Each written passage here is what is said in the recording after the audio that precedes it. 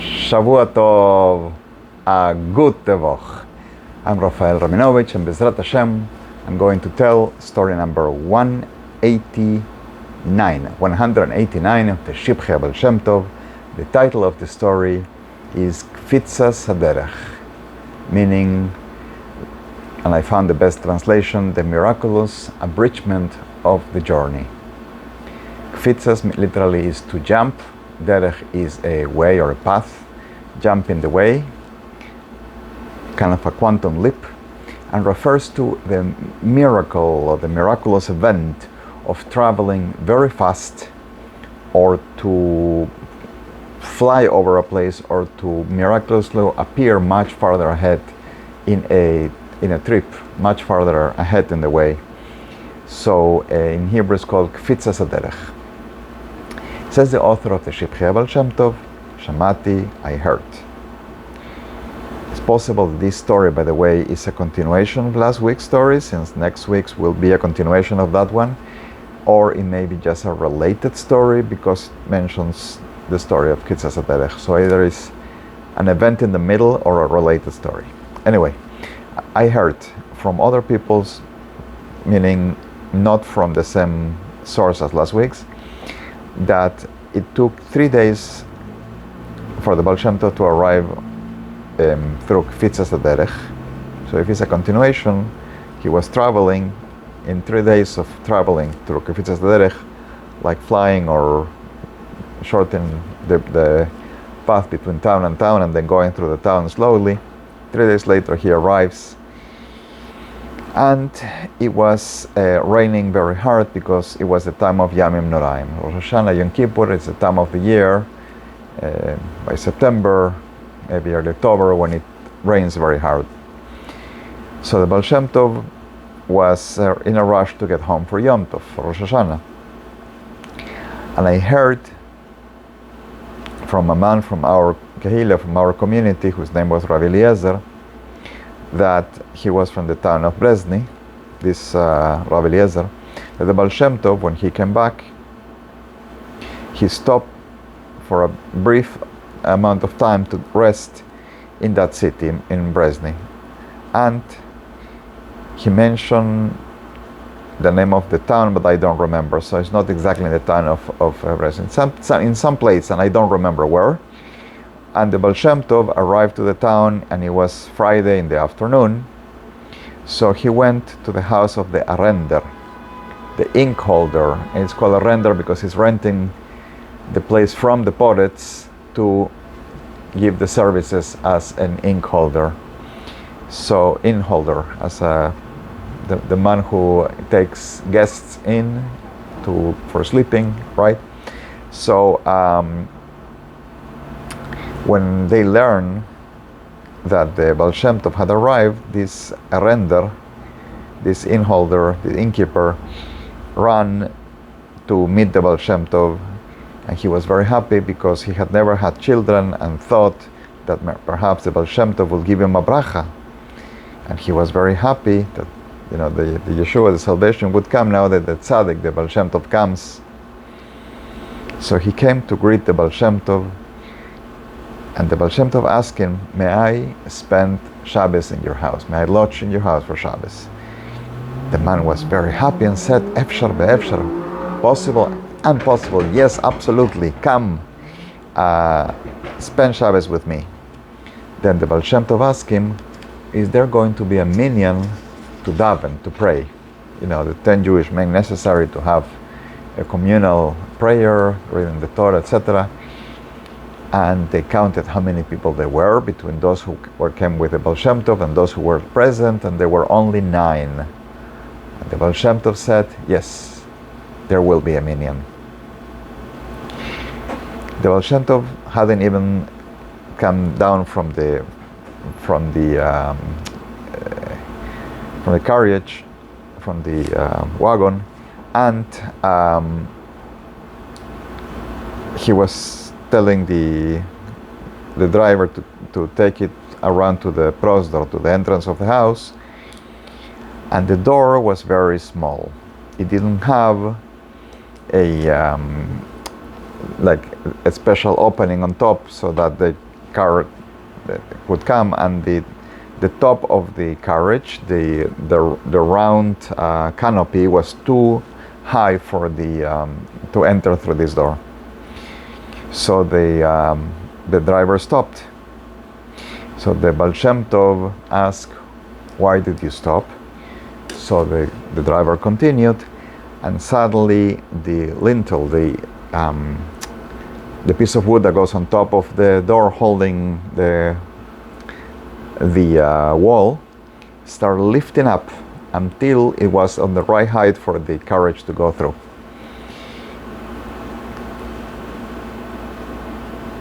I never asked how they left after, but the men were amazed at the miracle that happened. We will learn anyway in the story what happened. So the arrender, the innkeeper, was very happy when he saw the miracle that the Baal Shem Tov did, thinking, in Mirtz Hashem, God willing, I will have a salvation, I will be blessed with children. Then, after the midday, the Baal Shem Tov told his Hasidim to gather to daven mincha, to pray the afternoon prayer. So he asked, where is the minyan? And they answer, we are only 9. The Baal Shem Tov says, no, we're going to have a minyan. I know we are going to have a minyan. Some people were laughing behind the Baal Shem Tov's back. We're not 10. Then the arrender, the innkeeper, thought, at the other side of the river there is a small property, and then there is a Jew who is there bed bound. He cannot get up from bed for the past 10 years. He's paralyzed. He's not able to talk. He is as mute as a stone. They even have to feed him in his mouth. So the arrender, the innkeeper, said to the Baal Shem Tov, perhaps you're thinking about him.